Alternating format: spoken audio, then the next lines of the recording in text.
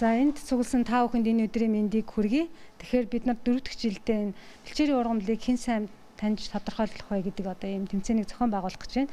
За энэ жилийн гол онцлог юу вэ гэвэл бид нар энэ тэмцээнээ бэлчээрийн экосистем Монгол хүнд ямар хамаатай вэ? Хүн бүрт хамаатай юу гэсэн одоо ийм урайнд ор явуулж байгаа. Яагаад гэвэл бид нар одоо бэлчээрийг бол малын тэжээлийн гол их үүсвэр нөөц гэж ингэж үздэг. Гэтэл энэ маань цаанаа бол одоо бидний идэж хэрэгэлдэг, уудаг ус, амьсгалдаг агаар тий одоо бусад ховорцсон ургамал амьтны амьдрах орчноор хангадаг гэд олон ийм цогц үйлчлэгийг бол үзүүлдэг. Тэгэхээр энэ олон цогц үйлчлэгийг одоо доктортой тийм ээ хамттан цогцоор нь хадгалж үлдэхэд бол бэлчээрийн менежмент туйлын чухал байдаг учраас бэлчээрийн менежментийн нэг чухал хэсэг бол бэлчээрийн ургамлаа зөв таньдаг, үнэлдэг, тэрүүгээрээ дамжиж менежментээ тохируулдаг байгаа тийм ээ. Тийм учраас ийм сэдвээр явагдана. Та бүхэнд бүгдээрэнд нь амжилт хүсье.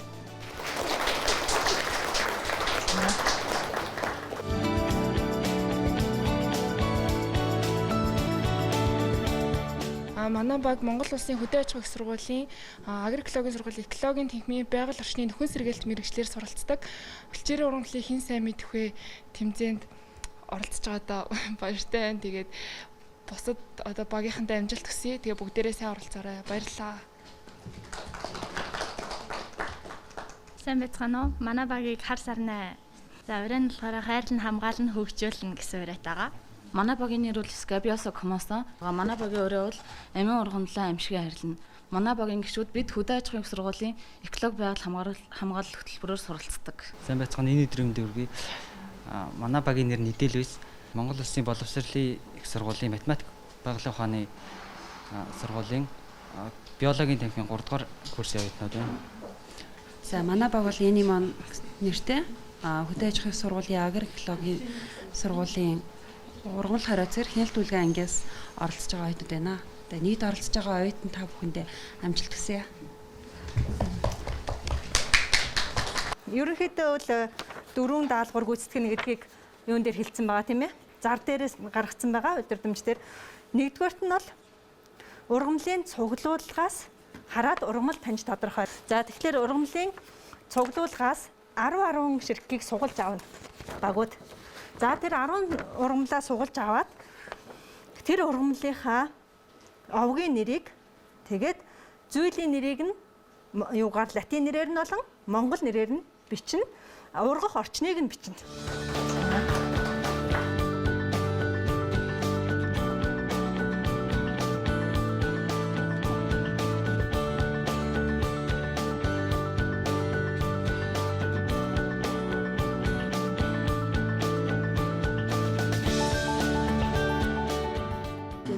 Яг зурган дээр код авчих. Энэ хоёрдугаар зураг чинь хэдэн хэд гэж явах вэ? 7-гийн 3 ч юм уу. 7-гийн 3 гэж явах байна. За. Энд байна те 6 гэд. Дахиад эргүүл те. 6 7 гэд. Аха. За.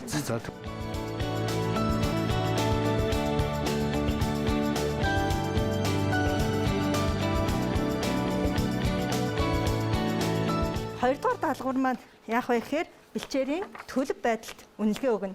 Тэгэхээр бэлчээрийн төлөв байдлын каталог гэдэг юм каталог байж байгаа. Тэгэхээр энэ каталогийн ном дээрээс харж байгаа. Та нарт бид яах вэ гэхээр бас зураг өгнө, зургаа бас суглуулна. За хоёр зураг өгнө. Тэр хоёр зургаа харж агаад за яг ямар бэлчээр байна, ямар төлөв байдал байна вэ гэдгийг нь тодорхойлж багаараа ярилцж агаад тэгээд тайлбарлаж өгнө. Энэ гэр хөөчлөлтийн дараа энэ дөрөв баг зэргийн дараачлан баг зэрэг энэ бүр их талхтлагдаг гэдэг байгаа байхгүй. Энэ одоо ургамлын хариуцлага. Энэ дөрөв аль нь энэ сайнаас мууруу өнгө болох юм байгаа байхгүй. Рандаа нөгөө системийн сайн дээр шин дижитал мөртэй тийм хорвоо ургамлууд гэсэн. Энэ боломжийн хариуцлагатай ургамлууд байна тийм. Гол хэсэр халтгай гадаг багтай хоёрын тийм нэг талхтлагдаг гэдэг авчиж байгаа. Тэгэхээр нэг гэдэг хазар өсөв бичиж. Энэ дээр харин бүс дараагийн хоёр зогсогч нь хоёрдугаар шинж гэдэг юм. дараагийн хоёрдугаар зэрэгтэй. Тийм. Бэлчээрийн талхагт илэрхийлдэг 16 хамгийн ихэндээ Астмиса Бригита гэж байдаг үстэй. Тэр чинь энэ удаа явчих байхгүй. Тэгэхээр баг зэргийн талхагталтай болж байгаа шүү дээ. Эстмэсээ дүүгээд хацаад ус хоёр ороод. Тэгээд баг зэргийн талхагталтай. Энэ дээр зөнгөлөгч нь юу юм? За наач ингэ болчихлоо шүү дээ. Бичсэн үү? Тийм бодрог энэ харагдаад байгаа. Баглуу энэ төр. Энэ болохоор дороотлын илэрхийлдэг. Бүрдийн дороотлын илэрхийлдэг. Энэ дээр бол 7-гийн 3-ыг авсан байгаа. Энэ болохоор хуурай хээрийн бүсгийн уул хуурындын хөндийн одоо дороотсон байдал нь гэж тодорхойлсон байгаа. Ягаад тэг тодорхойлсон бэ гэвэл энд одоо Artemisia frigida буюу аг, Artemisia adamsa буюу адамсын шарилж одоо ихээр ургасан байгаа болохоор энэ болохоор дороотсон төлөв байдал гэж тодорхойлсон. Бэлчээрийн төлөв байдлаа бол дүгнэж хэлчихлээ. За одоо нөхөн сэргээх одоо ялангуяа 7-гийн 3 буюулчнаас нь та хэдэн хэлснээр нэлээд дороотсон төлөв байдалд байна шүү дээ, тий? Аг шарилж, адамсын шарилж гэдэг ийм одоо бэлчээрийн дороотлыг илэрхийлэгч ургамлууд давмгаал ургасан байна шүү дээ. Тийм болохоор энэ дээр та хэд нэг нөхөн сэргээлтийн нэг зөвлөмж санал юу байдгийг тийм одоо та хэд ярьж боловсруулсан зүйл байна уу? Дороотсон байдал нь болохоор ихэвчлэн малын хөлд үргэлжснээс болж ерөн бэлчээр бол ихээр дороотж байгаа. Тэгэхээр Artemisia adamsa буюу адамсын шарилж энэ болохоор хөнгөн шавранцаар бүтэцтэй хуурай аярын бүсэд хамаарагдаж байгаа. Тэгээд энэ 7-гийн 4-ийн 1 буюу энд харагдаж байна. Энэ нь болохоор сая хэлсэнчлэн хөнгөн шавранцаар бүтэцтэй хуурай аярын бүс. Энэ адамсын шарилж болон Convolvulus ammoni буюу аммоны сэдвэр энэ хоёр нь хоёулаа одоо бэлчээрийн дороотлыг илэрхийлдэг индикатор ургамал, нэг талаараа пионер ургамал гэж нэрлэдэг. Эдгээр ургамлыг одоо энэ нь одоо нэг ёсонд хамгийн хүнд хэлбэрийн дороотсон өрстэй ургамал гэж хэлж болно. Тэгээд энийг нөхөн сэргээхтэй бол ерөнхийдөө 2-3 жилийн хугацаатайгаар бэлчээр өглөөс огт зайлсхийгээд зайлуулад ямар ч мал бэлчээрлүүлэхгүйгээр тэгээд дараагаар нь болохоор буцаад тодорхой хэмжээнд нөхөн сэргээгдснийхэн дараа бүх нөгөө чадах даацхийн дээд хэмжээнээс 15% бага тийм бэлчээрлэлт явуулаад тэгээд дараа нь дахиад нөгөө нөхөн сэргээлтийг харцгаад түүнийхээ давтамжтай явуулдаг. Тэгж нөхөн сэргээгддэг гэж.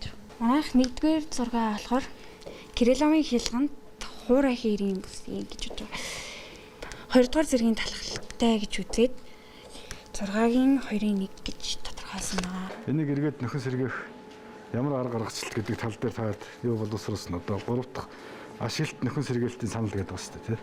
Хамгийн сайн нөхөн сэргээх арга бол өнжих, улирлаар өнжих гаргадаг.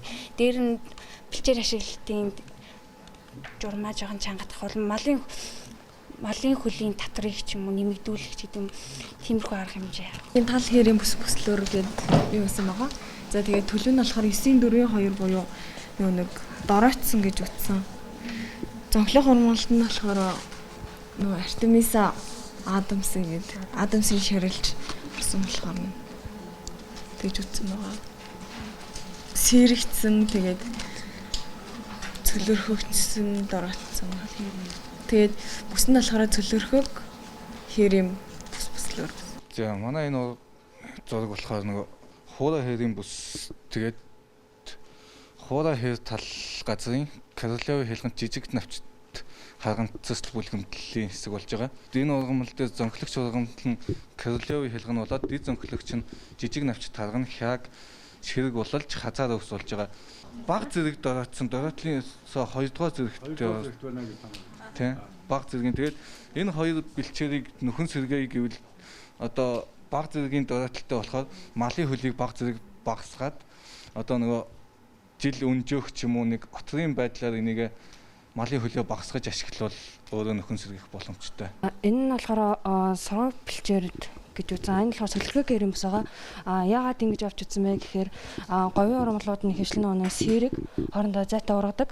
Тэгээд энд хэвшлэн харагдж байгаагаар говийн ялган буюу сайрын ялган голцоо ургасан байгаа. Мөн баглуур гэвчлэн ургамлууд тэгэхээр энийг нь болохоор би соргоо бэлчээр ургамлтай байна буюу 12-2 одоо баг зэргийн дороотолд өрцөн энэ дийтлэн бургас биш 12-2 буюу баг зэргийн дороотолд өрцөн бэлчээрийн тал байна гэж үзсэн. 3-р даалгавар дээр асуулт хариулт байгаа. За тэр асуулт хариултан дээр бол баг болгон 2 асуулт мөн сугалж авна. Тэр асуултынхаа дагуу багаараа бэлдээд ярилцаад хариулнаа. За эд байсан юм байна. Эндээс нэг асуулт, эндээс нэг асуулт.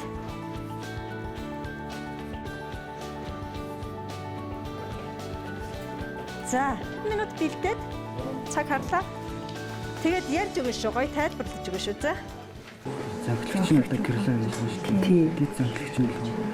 Дэд заглогч нь хатцээ хамгийн хажаалсан шилж халтын зөнхөд болоо юм шүү. Чигсэг нөхцөл өргөдөг. Чиглэг кэм тийм үстэй. Тийм үчлээ шүү. Тэгдэг. Эндийн болохоор оронлог хураас тийм шүү.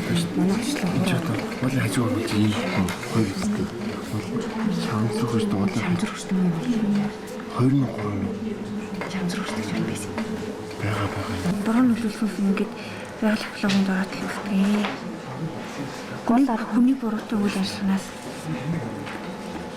баж готлаас энэ чинь эргэлтийн тухай юм үйлчлэгийн талаар нь л эргэж шээ. Тэгэхээр чинь үйлчлэгээ гэдэг чинь ерөөсөл экосистемийн эргээгээд хүнсийг орчин хүнс тэжээл үйлчлэгийн 5 дугаар асуултыг авсан байгаа. Чулуурхаг хөрстэй уулын орой ингэр хажуугийн чулуусаг алаг өвс жижиг дэгнүүлт үейтэн Крыловын хялганд хуурай хэрийн бэлчээрэнд дорооцсон төлөв байдал буюу дороодлын 4-р зэрэглэлийн үед зөнхлөгч дэд зөнхлөгч ургамлууд нь хэрхэн өөрчлөгдөх вэ гэсэн асуулт байгаа. За дэгнүүлт үейтэн Крыловын хялган нь алаг өвсний эзлэх мас нь багасаж луул бүднүүр шарил зэрэг тэжээлийн нөөц нь бага ургамлын мас нэмэгдэж халцгай газрын хэмжээ нэмэгдэнэ. За 2 дугаар асуулт нь болохоор 11 дугаар асуулт.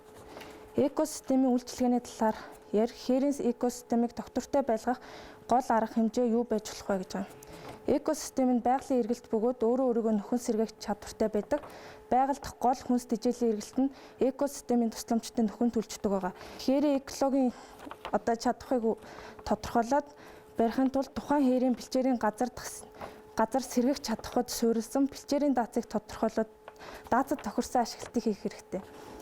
Тэгээд бэлчээрийн ашиглалтыг 30%-аас хэтрүүлэхгүй байх ёстой.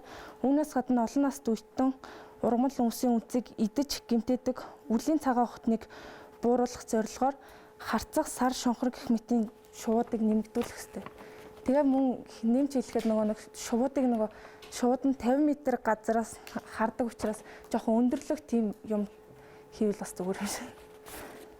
За манайх B34 баг байгаа. Нэг болон 12 дугаар асуулт ирсэн байгаа. Эхний асуулт нь пионер ургамал гэж ямар ургамлыг нэрлэх вэ? Пионер ургамлын жишээг нэрлэнэ үү гэсэн байна. Пионер ургамал нь болохоор хөрс бэхжүүлэхэд ашигладаг хөл газрын ургамлуудыг нэрлэдэг. Энд нь болохоор рапс, царгас зэрэг ордог. Тэгээд пионер ургамлыг ургасан газар бол 4-6 жилийн дотор бол хөрс эрүүлжиж бэхждэг, азотоор баяждаг гэж үзсэн.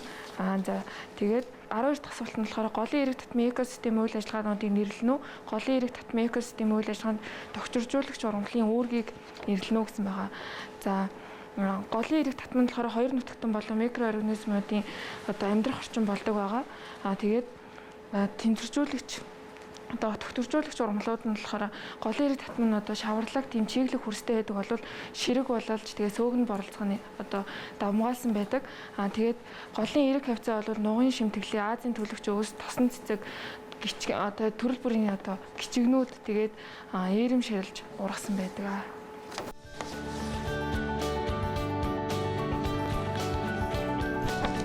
За энэ бол ПАЦ буюу үтний авгийн Батүл төрлийн за Ленни Батүл буюу өндөр уулын чулуусаг хуурай хэрийн өндөр уулын чулуусаг хэрийн индикатор ургамал аммоны сэдэргэн буюу гонолулус аммоны авг нь бол сэдэргэнтэн авгийн гонолуляцийн авгийн ургамал байгаа.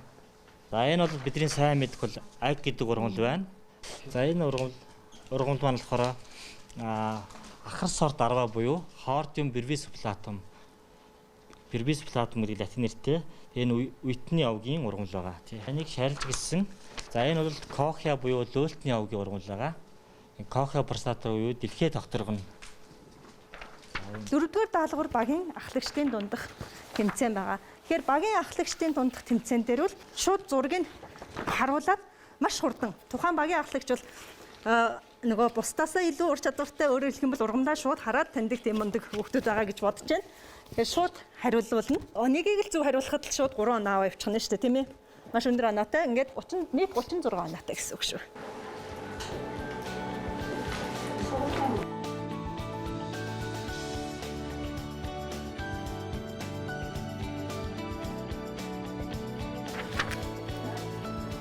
За энэ нафтул гिचг нь потенциал алуунаас.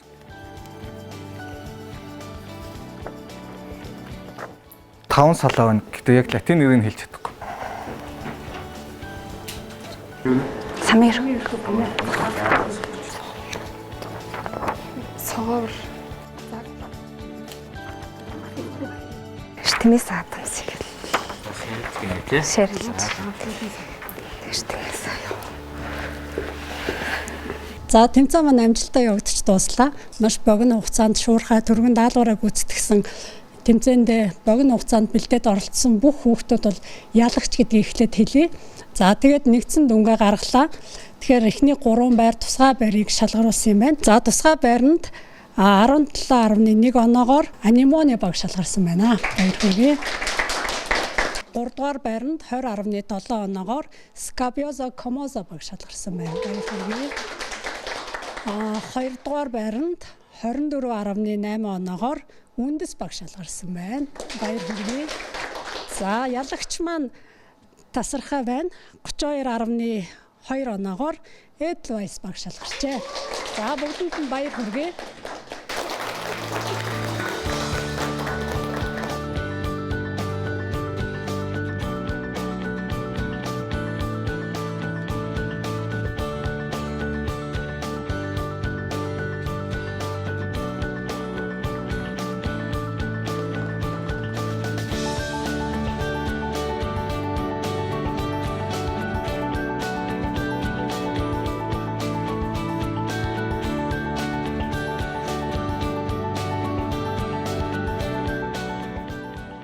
Бэлчээр нь зөвхөн малчтад юм уу аль эсвэл тийм ургамал тариалан эрхэлдэг хүмүүс тиймэрхүү зөвхөн хувь хүмүүст хамааралтай биш Монголын бүх хүмүүст хамааралтай гэж үзэж байгаа. Тэгээд тэрхүү бэлчээрээ бүгд хайрлан хамгаалдаг. Тэрийг бүх бэлчээр дээрээ ургадаг ургамлаа бүгдээрээ мэддэг, таньдаг, бас дээрээс нь хамгаалдаг байгаасаа гэж хүсэж олон түгээх. Нөгөө нь одоо гой өнгөлөг талаас нь бид нар хараад байдаг. Тийм биш. Бас нөгөө талаас нь одоо тий ямар ургамлууд нь одоо нөхөн сэргэлтэнд ашигтай, ямар ургамлууд нь мал ашигтай, хүмүүст ашигтай гэх зэргээр тусгаарилж мэдэх хэрэгтэй байх гэж боддог. Одоо бэлчээрийн тэр ургамлуудыг таньж мэдснээр тухайн бэлчээр нь хэр зэрэг соргоог байна, хэр доройтсон байдгийг бол таньж мэддэг. Үед 1000 малчид 2000 малчид гээд аягүй ингээд хөдөө орон нутгийн сумдуудаас ингээд айлуудыг ингээд өргөмжлөөд идэг. Би тэгээд тэрийг бас амар гайхдаг л да. Бэлчээр нь тэгэж их доройтоод тэгсэрний ингээд малынхын тоон нэмэгдээд тэгсэрний чанар нь буураад энэ юу нь яг хинт хэрэгтэй юм бэ тийм үстэй. Чанар нь мэдээж дааж байгаа бэлчээрийг ашигладгаар нь ашиглана. Даатад нь тааруулаад ашиглана. Тэгээд малынхаа тоо толгойг тэр бэлчээрийнхээ даатад тааруулаад тэгээд дээрээс нь чанарын сайжруулах нь хэрэгтэй болоо гэж боддог.